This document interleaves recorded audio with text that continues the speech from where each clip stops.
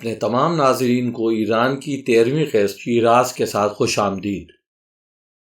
شیراز پہنچتے ہی Shiraz grand hotel پر نظر پڑی۔ سوچا کیوں نہ اس ہوٹل میں قیام کیا جائے۔ یہ ہوٹل مہنگا تو تھا لیکن کمرہ بہت اچھا تھا۔ ہوٹل کی سب سے اونچی منزل پر ریسٹورینٹ بھی تھا جہاں پر کافی اچھا کھانا ملتا ہے۔ اس کے علاوہ یہاں سے شہر کا نظارہ جواب نہیں۔ اس کی وجہ یہ بھی ہے کہ یہ ہوٹل شہر کے شمال مشرقی کونے میں ایک پہاڑی کے دامن میں واقع ہے۔ ریسٹورنٹ میں کھانا کھاتے وقت پورے شہر کا نظارہ بہت اچھا لگا۔ یہ شہر ایران کی ثقافت کا منبع ہے۔ اس شہر نے حافظ اور سعدی جیسے شاعر پیدا کیے۔ 2000 سال قبل مسیح کے ایلامائٹ دور کی تحریروں میں اس شہر کا تذکرہ ہے، جس سے آپ اندازہ لگا سکتے ہیں کہ یہ شہر 4000 سال سے بھی زیادہ پرانا ہے۔ جب منگولوں اور تیمور لنگ نے ایران کو تباہ و برباد کیا تو اس شہر نے خراج دینا بہتر سمجھا، جس کی وجہ سے تباہی سے بچ گیا۔ اس لیے یہاں پر قدیمی عمارات بے تحاشا موجود ہیں۔ آج کل شیراز کی آبادی تقریباً 16.5 لاکھ ہے۔ اس شہر میں گرمی بھی بہت شدید ہوتی ہے اور سردی بھی، ساتھ میں بارشیں بھی کافی ہوتی ہیں۔ اس وادی کی زمین بھی بہت زرخیز ہے، اس لیے یہ علاقہ کافی سرسبز و شاداب بھی ہے۔ اس شہر کے ارد گرد بے شمار پھلوں کے باغات بھی ہیں۔ اس شہر کو باغوں کا شہر بھی کہا جاتا ہے۔ ان باغات کی وجہ سے اس شہر میں فضائی آلودگی نہ ہونے کے برابر ہے اور آکسیجن کا ہوا میں تناسب بھی زیادہ ہے۔ اسی وجہ سے یہ شہر ایران بھر میں سب سے زیادہ فضائی آلودگی سے پاک سمجھا جاتا ہے۔ اس کے علاوہ اس شہر نے ایران کا سب سے پہلا سورج سے توانائی حاصل کرنے والا پاور پلانٹ بھی لگایا، جس کی وجہ سے یہاں پر بجلی کی بہتات ہے اور رات میں یہ جگمگاتا ہوا شہر بہت خوبصورت لگتا ہے۔ ماڈرن مصنوعات کے علاوہ شیراز کے چاندی کے برتن اور قالین بھی اپنی مثال آپ ہیں۔ یہاں کے ٹائلز ایران کیا دنیا بھر میں مشہور ہیں۔ صبح سویرے پہلے تو ہوٹل کے اطراف میں گیا۔ یہاں سے قریب ہی قرآن گیٹ تھا۔ اس کے اوپر ایک چھوٹا سا کمرہ ہے جس میں 2 ہاتھ سے لکھے ہوئے قرآن شریف رکھے ہوئے ہیں۔ ان لوگوں کے مطابق جو بھی اس گیٹ کے نیچے سے گزرے گا قرآن کریم کے سائے سے گزرے گا اور محفوظ رہے گا۔ یہ دیکھ کر میرے دل کو بہت اچھا لگا۔ قرب و جوار دیکھنے کے بعد اس شہر کو دیکھنے کی خاطر نکل پڑا۔ یہاں کی ٹریفک کی بھیڑ بھاڑ دیکھ کر اپنی کار لے جانے کا ارادہ ترک کرنا پڑا۔ پھر پارکنگ کی تلاش کا جھنجٹ۔ ایران میں ٹیکسی کافی سستی ہوتی ہیں، اس لیے ایک ٹیکسی لے لی۔ ٹیکسی ڈرائیور ایک خاتون تھیں۔ ان سے شاہ چراغ مسجد اور مزار لے جانے کو کہا۔ شاید یہ خاتون اس شہر میں نئی آئی تھیں اور یقیناً پہلی بار کار بھی چلانے کا تجربہ کر رہی تھیں۔ بہت تیز کار چلاتی، پھر کسی سے پوچھ کر واپس موڑ لیتی۔ 10 منٹ کا سفر انہوں نے 40 منٹ میں طے کیا اور کرایہ بھی 3 گنا لیا، لیکن اسی بہانے مجھے پورا شیراز دیکھنے کو بھی مل گیا۔ ٹیکسی کے اترنے کے بعد میں نے یہ تہیہ کر لیا کہ ایران میں آئندہ کبھی بھی ٹیکسی میں بیٹھنے سے پہلے یہ ضرور دیکھ لوں گا کہ کوئی خاتون تو نہیں چلا رہی۔ یہ شاہ چراغ مسجد اور مزار ہے۔ فارسی میں اس جگہ کو آرام گاہ شاہ چراغ کہتے ہیں۔ شاہ چراغ کے معنی ہے روشنی کا بادشاہ۔ امام رضا علیہ السلام کے 17 بھائی تھے۔ ان میں سے کچھ نے ایران ہجرت کر کے تبلیغ کرنی شروع کر دی۔ بادشاہ وقت کو ان تمام سے ڈر تھا کہ ان کی تبلیغ اور شہرت کی وجہ سے عام لوگ اس کے خلاف بھی ہو سکتے ہیں۔ خلیفہ مامون رشید کو سن 835 عیسوی میں ان کا پتہ چل گیا۔ اس وقت یہ حضرات اسی جگہ پر ایک گھر میں رہائش پذیر تھے۔ بادشاہ نے اسی جگہ پر ان دونوں بھائیوں کو قتل کروا دیا، جس کے بعد لوگوں نے ان کو یہیں پر ہی دفنا دیا۔ ان کی قبروں پر 12ویں صدی عیسوی میں ایک مسجد بھی بنا دی گئی۔ اس کے بعد قجر خاندانوں نے ان کا مقبرہ بھی پکا کروا دیا اور مسجد کی بھی توسیع کر دی۔ جیسا کہ آپ دیکھ رہے ہیں آج کل ان کے مزار اور مسجد کو بے حد آرائش کروا دی گئی ہے اور لوگ دور دور سے ان کی قبروں کی زیارات کرنے کے لیے آتے ہیں۔ یہاں کی سب سے زیادہ دلکش چیز چھوٹے چھوٹے آئینوں کے ٹکڑوں سے آرائش ہے، جو کہ اپنی مثال آپ ہے۔ میں اس کاریگری کی داد دیے بغیر نہ رہ سکا۔ ان کو اس زاویے سے جوڑا گیا ہے کہ معمولی سی روشنی ان شیشوں سے ٹکرا کر کمروں کو جگمگا دیتی ہے۔ اب آپ کو شیراز کی ایک مسجد لے چلتا ہوں۔ یہ مسجد شیراز کے قدیمی علاقے میں واقع ہے۔ اس کا نام نصیر الملک مسجد ہے۔ میں نے اپنی پوری زندگی میں اتنی رنگوں سے مزین مسجد کبھی نہ دیکھی تھی۔ مجھے بتایا گیا تھا کہ یہاں پر صبح سویرے آنا چاہیے تاکہ سورج کی اور بلبوں کی روشنی مل کر جو رنگ پیش کرتی ہے دیکھ سکوں۔ یہ مسجد سیاحوں کے لیے صبح 7:30 بجے کھل جاتی ہے اور کافی رش ہوتا ہے۔ میں یہاں پر صبح کے 10 بجے پہنچ گیا۔ اس وقت کوئی خاص رش نہ تھا۔ اس مسجد کو قجر خاندان کے بادشاہ مرزا حسن علی نصیر الملک نے تعمیر کروایا تھا اور اس مسجد کی تعمیر کی تکمیل سن 1887 عیسوی میں ہوئی تھی۔ اگر آپ کو ایران کے فن تعمیر کی انتہا دیکھنی ہو تو شیراز ضرور آئیں اور یہ مسجد دیکھیں۔ یہاں کے شیشوں سے روشنی ٹکرا کر جو سما پیش کرتی ہے وہ یقیناً ناقابل یقین تھا۔ یہاں کے ٹائلز، رنگین کھڑکیاں اور مجموعی طور پر تمام آرائش بے حد دلکش لگی۔ اس مسجد کے طاق کو طاق مروارید کہتے ہیں جو کہ فارسی کا لفظ ہے۔ اس کے معنی ہے موتیوں کی چھت۔ اس کو گلابی مسجد بھی کہا جاتا ہے کیونکہ اس کی اندرونی آرائش کافی حد تک گلابی رنگ سے کی گئی ہے۔ یہ مسجد وکیل ہے۔ اس کی تعمیر سن 1751 عیسوی میں شروع ہوئی اور تکمیل سن 1773 عیسوی میں ہوئی۔ اس کو زند بادشاہت کے بانی کریم خان نے بنوایا تھا، لیکن اس کی مرمت و مزید آرائش قجر خاندان نے اپنی بادشاہت کے دوران کی۔ زند بادشاہت کے دورانیے کی کم ہی چیزیں بچ سکی ہیں، لیکن یہ ایک نمونہ آپ کے سامنے ہے۔ مسجد وکیل کو مسجد سلطانیہ اور جامع مسجد وکیل بھی کہا جاتا ہے۔ گزشتہ چند سالوں تک اس مسجد کو جمعے کی نماز کے لیے استعمال کیا جاتا تھا۔ یہ مسجد 8660 مربع میٹر پر پھیلی ہوئی ہے۔ ایران میں عمومی طور پر مساجد میں 4 ایوان ہوتے ہیں۔ اس مسجد کے صرف 2 ایوان ہیں جو کہ اس کے صحن کے شمالی اور جنوبی سمت میں واقع ہیں۔ اس مسجد کے ایوان اور صحن شیرازی 7 رنگی یعنی 7 رنگوں والے ٹائلوں سے سجے ہوئے ہیں۔ اس کے رات کی عبادتوں کے علاقے کو شبستان کہتے ہیں، جس کا رقبہ 2700 مربع میٹر ہے۔ اس کی لمبائی 75 میٹر اور چوڑائی 36 میٹر ہے۔ اس میں 48 ستون ہیں جن کا اوپری حصہ ایک مخصوص مڑے ہوئے پتے کی شکل کا ہے۔ اس کا منبر ایک بے حد بڑے ہرے سنگ مرمر کے پتھر کو کاٹ کر بنایا گیا ہے اور اس میں کسی قسم کا جوڑ بھی نہیں ہے۔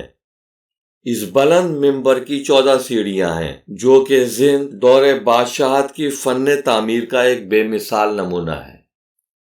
اب لے چلتا ہوں آپ کو حافظ کے مزار پر۔ ان کا نام شمس الدین محمد تھا۔ انہوں نے بچپن میں ہی قرآن شریف کو حفظ کر لیا تھا، اسی لیے ان کو حافظ کہا جانے لگا اور پھر ان کا تخلص ہی حافظ پڑ گیا۔ آج دنیا ان کو اسی نام سے ہی جانتی ہے۔ اس کے علاوہ انہوں نے بچپنے میں ہی رومی، سعدی اور نظامی جیسے شعراء کے کلام بھی حفظ کر لیے تھے۔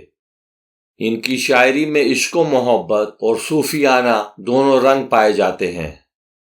نہ صرف یہ کہ بلکہ ان کی شاعری میں ایک خاص قسم کی نازک مزاجی کی جھلک بھی پائی جاتی ہے۔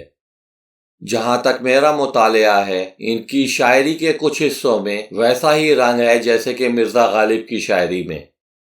ان کے تحریر کردہ محاورے آج بھی ایران بھر میں روزمرہ کی گفتگو میں شامل رہتے ہیں۔ اس مزار پر ایرانی اور غیر ملکی ایک بڑی تعداد میں ہر سال آتے ہیں اور ایران کے اس بڑے شاعر کو خراج تحسین پیش کرتے ہیں۔ جب بھی کوئی ایرانی شیراز آتا ہے تو سب سے پہلے حافظ کے مزار پر آتا ہے، اس کے بعد پھر کسی اور جگہ دیکھنے کے لیے جاتا ہے۔ اس سے آپ اندازہ لگا سکتے ہیں کہ حافظ ایرانیوں کے لیے کس اہمیت کے مالک ہیں۔ اس کی ایک بڑی وجہ یہ بھی ہے کہ مقامی لوگوں کے مطابق حافظ کا کلام روزمرہ زندگی اور مشکلات میں ان کے لیے ایک مشعل راہ ہے، اور اس طرح سے ان کے کلام سے لوگ فائدہ اٹھاتے ہیں۔ ان کا مزار شیراز کے شمال میں قرآن گیٹ کے قریب ایک قبرستان میں 2 ایکڑ کے رقبے پر واقع ہے۔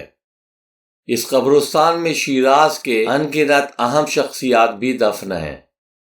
حافظ ایران کے دوسرے بڑے شاعر شیخ سعدی کی وفات کے تقریباً فوراً بعد، یعنی آج سے تقریباً 700 سال پہلے پیدا ہوئے تھے۔ ان کی شاعری کا مجموعہ، جس کو دیوان حافظ کہا جاتا ہے، تقریباً ہر ایرانی کے گھر میں موجود ہوتا ہے۔ ان کے کلام کا لاتعداد زبانوں میں ترجمہ ہو چکا ہے، اور ساتھ ساتھ ان کی غزلیں بھی کئی زبانوں میں کمپوز ہو چکی ہیں۔ ان کی شاعری کا ایک نمونہ حاضر ہے: میرے دل نے اس کی زلف کے حلقے سے جان کے عوض فتنہ خریدا، میں نہیں جانتا ہوں کیا فائدہ دیکھا کہ یہ سودا کر بیٹھا۔ ایک دوسرا شعر اور: اے حافظ، شراب پی اور رندی کر اور خوش رہ، لیکن دوسروں کی طرح قرآن کو مکاری کا جال نہ بنا۔ اس سے آپ اندازہ لگا سکتے ہیں ان کی شاعری کا۔ اب میں آپ کو ایک ایسے بزرگ کے مزار پر لے جاتا ہوں جن کا کلام آپ نے سن رکھا ہے: بلغ العلا بکمالہ، کشف الدجی بجمالہ، حسن جمیع خصالہ، صلوا علیہ وآلہ۔ کیا آپ کو پتا ہے کہ یہ اشعار کس کے ہیں؟ کیا آپ کو پتا ہے کہ ان کے اشعار اقوام متحدہ نیو یارک کے داخلی دروازے پر بھی لکھے ہوئے ہیں؟ کیا آپ کو پتا ہے کہ سابق امریکی صدر براک اوباما نے ایران کے نئے سال کی خوشی میں سن 2009 عیسوی میں انہی کے اشعار پڑھے تھے اور کہا تھا کہ ہم سب کو ان الفاظ کو یاد رکھنا چاہیے جن کو ان صاحب نے صدیوں پہلے تحریر کیا تھا۔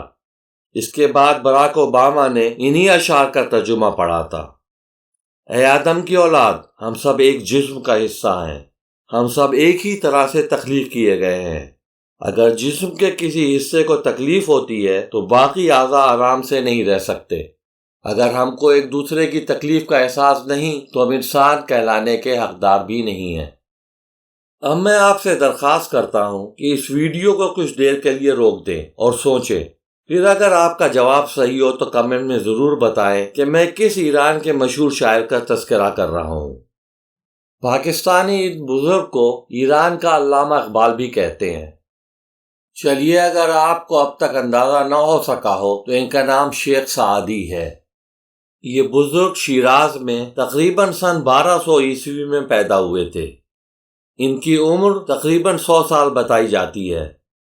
شیخ سعدی نے زندگی کے پہلے 30 سال میں شیراز اور بغداد کی نازمیہ یونیورسٹی میں علم حاصل کیا، پھر اگلے 30 سال سیر و سیاحت میں گزارے۔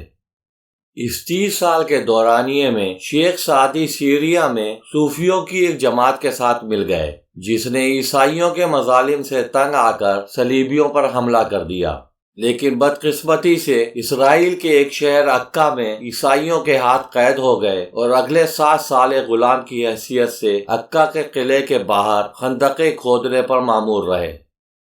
مملوکوں نے عیسائیوں سے جب تمام مسلمان قیدی خریدے تو شیخ سعدی بھی آزاد ہو گئے۔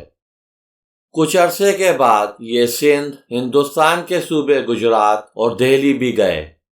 اس کے اگلے 30 سالوں میں شیراز واپس آ کر انہوں نے کئی کتابیں بھی لکھی اور بقیہ زندگی گوشہ نشینی میں گزاری۔ ان کی ان گنت کتابیں ایران، ترکستان، تاتار، افغانستان اور ہندوستان میں تقریباً 700 سالوں سے باقاعدہ نصاب کا حصہ رہی ہیں۔ لاکھوں استادوں نے انہیں پڑھایا اور کروڑوں شاگردوں نے انہیں پڑھا۔ مشرق و مغرب کی اکثر زبانوں میں ان کے ترجمے ہوئے ہیں۔ ان کی 2 کتابیں جن کا نام گلستان سعدی اور بوستان سعدی ہے دنیا بھر میں بے حد مشہور ہیں۔ کئی مسلمان ملکوں میں یہ کتابیں آج بھی نصاب میں شامل ہیں۔ اس کے علاوہ ان کے اقوال زرعی دنیا بھر میں بے حد مقبول ہیں۔ ان کے کچھ اقوال آپ کی نظر ہیں۔ آپ کوشش کریں کہ ان کا ایک ایک قول یاد رکھیں، زندگی بھر کام آئے گا۔ جو دکھ دے اسے چھوڑ دو، مگر جسے چھوڑ دو اسے دکھ نہ دو۔ میں پوری زندگی دو بندوں کی تلاش کرنے پر بھی تلاش نہ کر سکا، ایک وہ جس نے اللہ کے نام پر دیا ہو اور غریب ہو گیا ہو، دوسرا وہ جس نے ظلم کیا ہو اور اللہ کی پکڑ سے بچ گیا ہو۔ تعلیم انسان کو بولنا تو سکھا دیتی ہے، مگر یہ نہیں سکھاتی کہ کب، کہاں اور کتنا بولنا ہے۔ انسان بھی کیا شے ہے، دولت کمانے کے لیے اپنی صحت کھو دیتا ہے اور پھر صحت کو واپس کرنے کے لیے اپنی دولت کھو دیتا ہے۔ مستقبل کو سوچ کر اپنا حال ضائع کرتا ہے، پھر مستقبل میں اپنا ماضی یاد کر کر روتا ہے۔ جیتا ایسے ہے جیسے کبھی مرنا ہی نہیں، اور مرتا ایسے ہے جیسے کبھی جیا ہی نہیں۔ اچھی عادت کی مالک، نیک اور پارسا عورت کسی فقیر کے گھر میں بھی ہو تو اسے بھی بادشاہ بنا دیتی ہے۔ کسی کو اتنا پیار دو کہ گنجائش نہ چھوڑو، اگر وہ پھر بھی تمہارا نہ بن سکے تو اسے چھوڑ دو، کیونکہ وہ محبت کا طلبگار ہی نہیں بلکہ وہ ضرورت کا پجاری ہے۔ تعجب ہے، اللہ اپنی اتنی ساری مخلوق میں سے مجھے نہیں بھولتا، اور میرا تو ایک ہی اللہ ہے، میں اسے بھول جاتا ہوں۔ مایوسی ایک دھوپ ہے جو سخت سے سخت وجود کو جلا کر رکھ دیتی ہے۔ اس سے تو خاموشی بہتر ہے کہ کسی کو دل کی بات کہہ کر پھر اس کو کہا جائے کہ کسی کو نہ کہنا۔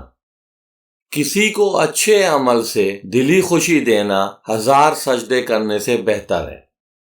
اگر چڑیوں میں اتحاد ہو جائے تو وہ شیر کی کھال اتار سکتی ہیں۔ چلیے جناب، اب آپ کو باغ ارم لے چلتے ہیں۔ ویسے تو آپ نے پورے شیراز میں اب تک دیکھا ہوگا کہ کہیں بھی جائیں یہ شہر خوبصورت درختوں، پھولوں اور فواروں سے بھرا ہوا ہے، لیکن یہ بے حد خوبصورت باغ دیکھنے سے تعلق رکھتا ہے۔ یہ 13ویں صدی عیسوی میں اکھنڈ بادشاہوں نے بنوایا تھا۔ یہاں کے اونچے اونچے صنوبر کے درخت بے حد شاندار لگتے ہیں اور اس باغ کی عظمت کو بڑھاتے ہیں۔ اس باغ میں ان لوگوں نے ہر طرح کے درخت لگائے ہوئے ہیں جو کہ شیراز کے موسم میں اگ سکتے ہیں۔ بعض درخت تو مجھے 1000 سال پرانے لگے۔ اس درخت کے بارے میں لوگوں نے بتایا کہ یہ 3000 سال پرانا ہے، واللہ عالم۔ آج کل دنیا بھر کے لوگ اپنے درختوں کو کاٹ کر دولت کمانے کے چکر میں ہیں، لیکن ان لوگوں نے ان درختوں کو نہ کاٹا، بے حد اچھا لگا۔ اس باغ میں بے تحاشا فوارے بھی لگے ہوئے ہیں۔ اس کے علاوہ یہاں پر دنیا بھر کے پھول لگے ہوئے ہیں، خاص طور پر گلاب کے پھول۔ ان پھولوں نے تو پورے باغ کو مہکا ہی دیا تھا، جواب نہیں۔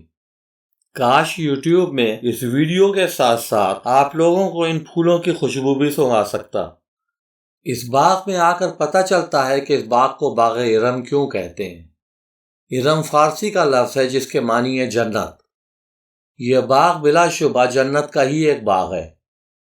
ان پھولوں کو دیکھ کر خداوند عالم کی صنائی نظر آتی ہے۔ بے شک وہ بہت بڑا صناع ہے۔ جا بجا صاف شفاف پانی کی نالیاں اور چھوٹے چھوٹے تالاب بھی ہیں۔ اس مہکتے ہوئے باغ سے نکلنے کا دل ہی نہیں چاہتا۔ اسی وجہ سے یہ باغ شہر شیراز کی پہچان بھی بن گیا ہے۔ باغ کے بیچوں بیچ یہ عمارت شروع میں قوانی خاندان کی ملکیت ہوا کرتی تھی۔ یہ خوبصورت عمارت 2 منزلہ ہے اور اس میں 32 کمرے ہیں۔ یہ کئی خاندانوں کی ملکیت رہی، لیکن آج کل اس کو باغ ارم میں شامل کر دیا گیا ہے۔ اس کی دیواروں پر بے حد حسین ٹائلز لگے ہوئے ہیں جن پر ایرانی مشہور شاعر حافظ کے اشعار لکھے ہوئے ہیں۔ ان ٹائلز کی دلکشی نے اس عمارت کو 4 چاند لگا دیا ہے، لیکن اس عمارت میں آج کل سیاحوں کو اندر جانے کی اجازت نہیں ہے۔ یہ باغ شہر سے ذرا سا دور ہے، لیکن میرا مشورہ ہوگا کہ اگر آپ شیراز آئیں تو ایک دوپہر یہاں پر کم از کم 1 گھنٹہ ضرور گزاریں۔ یہاں پر ہر قسم کے لوگ آرام کرتے ہوئے ملیں گے۔ ایرانی بے حد مہمان نواز ہوتے ہیں۔ آپ کسی بھی فیملی سے بات کرنا شروع کر سکتے ہیں اور ان کی مہمان نوازی سے لطف اندوز بھی۔ چلیے جناب، اب آغا کریم کے محل پہنچ گئے۔ یہاں پر زند خاندان کے پہلے بادشاہ آغا کریم خان رہا کرتے تھے۔ یہ کافی چھوٹا سا قلعہ ہے جو کہ 4000 مربع میٹر پر مشتمل ہے۔ اس کے چاروں اطراف میں مٹی کی اینٹوں سے بنے ہوئے 14 میٹر بلند 4 ٹاور ہیں۔ اس کا جنوب مشرقی ٹاور اس حد تک ایک طرف جھکا ہوا ہے کہ صاف نظر آتا ہے۔ کچھ لوگ اس کو پیسا ٹاور سے بھی مماثلت دیتے ہیں۔ اس کے ایک طرف جھکنے کی اصل وجہ یہ ہے کہ اس کے نیچے ایک بڑے غسل خانے کا پانی رکھا جاتا ہے اور اس کی بنیاد میں پانی نے رس رس کر اس ٹاور کو تھوڑا سا جھکا دیا ہے۔ اس محل کی دیواریں 12 میٹر بلند اور تقریباً 3 میٹر چوڑی ہیں۔ یہ محل سن 1180 عیسوی میں بنوایا گیا تھا۔ زند خاندان کے بعد قجر حکمرانوں نے اس کو گورنر کی رہائش گاہ بنا دیا۔ قجر خاندان کے خاتمے کے بعد اس جگہ کو ایک قید خانے میں تبدیل کر دیا گیا۔ یہاں کے صحن میں ایک تالاب بھی موجود ہے اور ہر طرف پھلدار درخت بھی لگے ہوئے ہیں۔ اندر سے مجھے یہ محل کوئی خاص نہ لگا۔ چلیے جناب، اب آغا کریم کے محل پہنچ گئے۔ یہاں پر زند خاندان کے پہلے بادشاہ آغا کریم خان رہا کرتے تھے۔ یہ کافی چھوٹا سا قلعہ ہے جو کہ 4000 مربع میٹر پر مشتمل ہے۔ اس کے چاروں اطراف میں مٹی کی اینٹوں سے بنے ہوئے 14 میٹر بلند 4 ٹاور ہیں۔ اس کا جنوب مشرقی ٹاور اس حد تک ایک طرف جھکا ہوا ہے کہ صاف نظر آتا ہے۔ کچھ لوگ اس کو پیسا ٹاور سے بھی مماثلت دیتے ہیں۔ اس کے ایک طرف جھکنے کی اصل وجہ یہ ہے کہ اس کے نیچے ایک بڑے غسل خانے کا پانی رکھا جاتا ہے اور اس کی بنیاد میں پانی نے رس رس کر اس ٹاور کو تھوڑا سا جھکا دیا ہے۔ اس محل کی دیواریں 12 میٹر بلند اور تقریباً 3 میٹر چوڑی ہیں۔ یہ محل سن 1180 عیسوی میں بنوایا گیا تھا۔ زند خاندان کے بعد قجر حکمرانوں نے اس کو گورنر کی رہائش گاہ بنا دیا۔ قجر خاندان کے خاتمے کے بعد اس جگہ کو ایک قید خانے میں تبدیل کر دیا گیا۔ یہاں کے صحن میں ایک تالاب بھی موجود ہے اور ہر طرف پھلدار درخت بھی لگے ہوئے ہیں۔ اندر سے مجھے یہ محل کوئی خاص نہ لگا۔